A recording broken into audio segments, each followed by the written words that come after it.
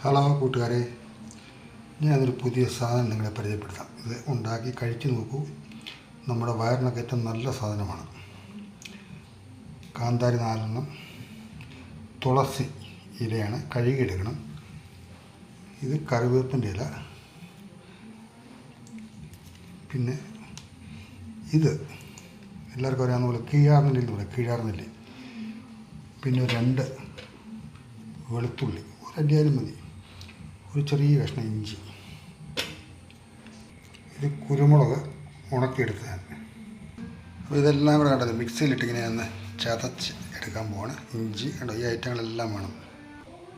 അത് ഞാനിങ്ങനെ ചതച്ച് വെച്ചിട്ടുണ്ട് കേട്ടോ. ഇനി നമുക്ക് അല്പം മഞ്ഞൾ പൊടി, അല്പം ഉപ്പ്,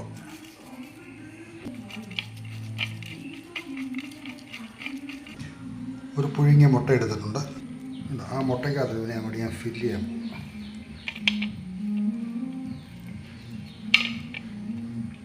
കണ്ടോ, ഇതുപോലെ ഫില്ല് ചെയ്തിട്ട് രണ്ടും കൂടെ യോജിപ്പിക്കുക. കണ്ടോ ഗൈസ്, ഈ സാധനം സൂപ്പർ ഔഷധ ഗുണമുള്ള സാധനമാണ്. നമ്മുടെ വയറിനൊക്കെ നല്ലതാണ്. എല്ലാ ഐറ്റവും ഉണ്ട്. ഇതുപോലെ ഉള്ള ചമ്മന്തി ഉണ്ടാക്കി വിൽക്കുന്ന മുട്ട ഞാൻ കണ്ടിട്ടുണ്ട്. പക്ഷേ ഞാൻ വേറൊരു സ്റ്റൈലിലാണ് ഉണ്ടാക്കുന്നത്. നമ്മുടെ വയറിനൊക്കെ സൂപ്പറാണ്. ഓക്കെ ഗൈസ്, ഒന്ന് പരീക്ഷിച്ച് നോക്കൂ. Thank you.